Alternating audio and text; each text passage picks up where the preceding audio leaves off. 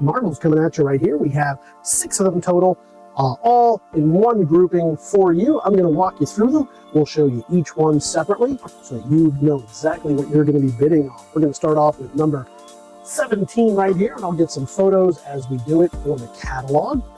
We'll show you the front. We have Lucky and Cap. We'll show you the back. It's going back to 1969. In addition to that, I'm going to show you also some of this right here. We'll show you that wiggle jiggle of the sunlight on the cover. That way you can see any of this ticking, any kind of marks, any creasing, and what I do want to point out, a little notch in the cover right there. So that way you're aware of it. You don't end up missing out on seeing that just on a flat image in the catalog. I'll show you the other side as well. And then one extra thing I'm going to do is show you just a little bit of the interior. Why? Well, because back in the day, Johnny might have written his name right here.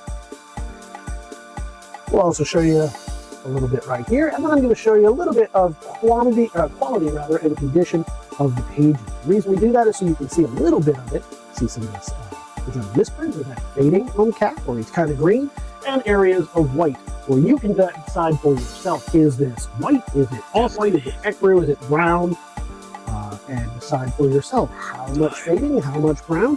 No need to take my word for it. You can see it all yourself. We got some Avengers right here. Black Widow. Is that Jarvis, I believe?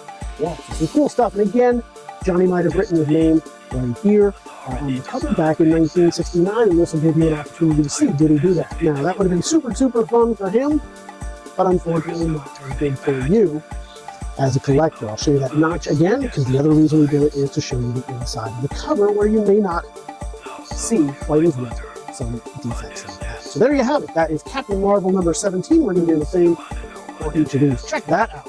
Here walks the Mandroid, looking a lot like a Kirby cover. This is number 18, 1969. Vengeance is Mine by Roy Thomas.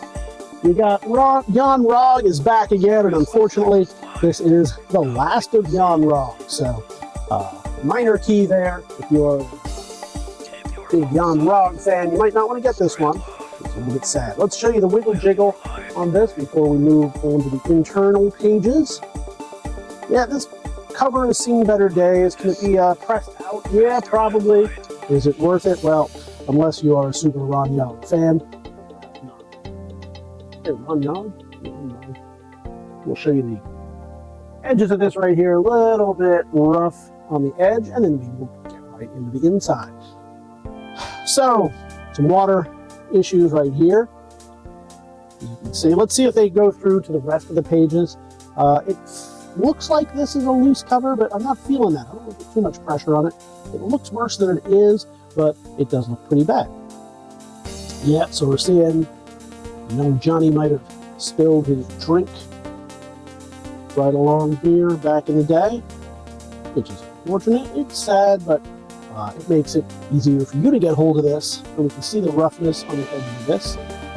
So a nice, probably a good reader copy, not one that I would necessarily send to get graded in, but I don't like to grade mine. I like to sit and read them. So either way, whichever you choose. I'm going to take a couple of photos of this one. This is Captain Marvel number 19.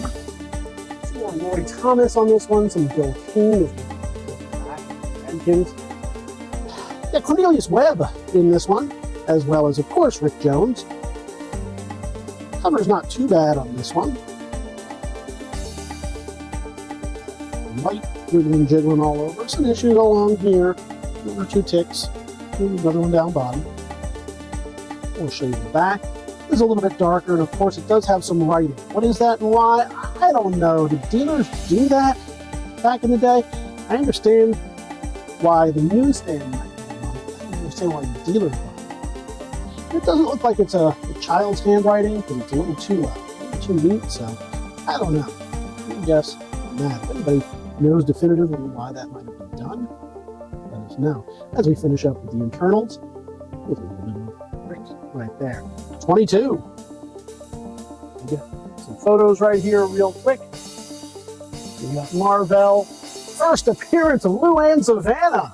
So if ever she gets her own movie, you will have an opportunity to say, man, I got the first appearance of that. Will she? No, of course she will not. still a nice little minor key right there. Go along here, give it the old wiggle jiggle. Jerry Conway on this one, Wayne Boring. You got Rick Jones in there, Mordecai Foggs, and of course, Luann. But who knows, just like Millie the Model, I see a little bit, you might not be able to pick that up, so I want you to get it. A little bit right there, it's rough. It's like Millie the Model, she might have later become they retcon her into a superhero. Of course, Marvel does that with just about anybody. J. Jonah Jameson's son, Robbie Roberts' brother, that guy, Megaton the Nuclear Man. Megaton. Jones right there. And again, no writing on the cover. A little dark on the cover, but overall pretty nice. So that's a nice one, number 22, as we move on. The nice thing is, even if it weren't, you're getting quite a nice size grouping. So get a couple of pictures of 23 right here. Marv Wolfman working on this one. We haven't seen Wolfman in a little while. There we go. And give it the wiggle jiggle. We'll start from the back here because we're already there. We already see an issue with the front cover. We'll point that out in a moment. There we go. This is 1972.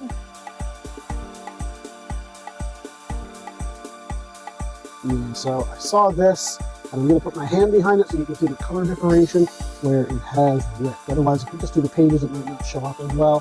So I do want to show you that little notch taken out of it. Unfortunately, some more Megaton.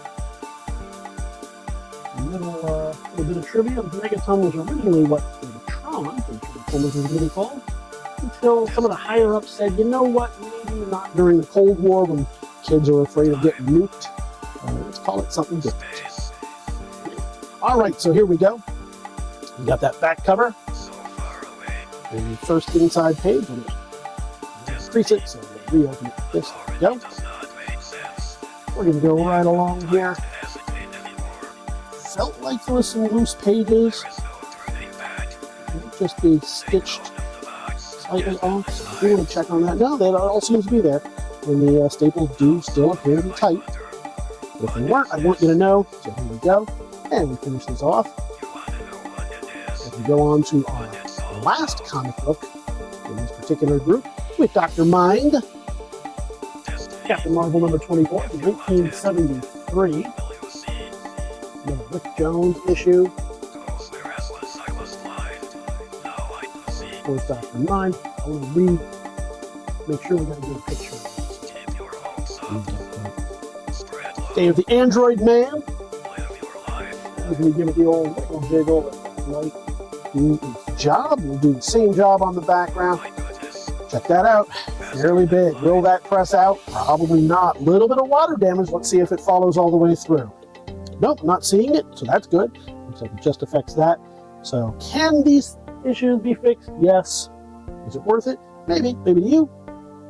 Depends on what you like to collect and how. Now we'll flip all the way through here. And finish up right here. I do want to show you one thing on the cover here. So again, Marv Wolfman on this one. And you can see that. It might not have been clear from the front. Caught it or not.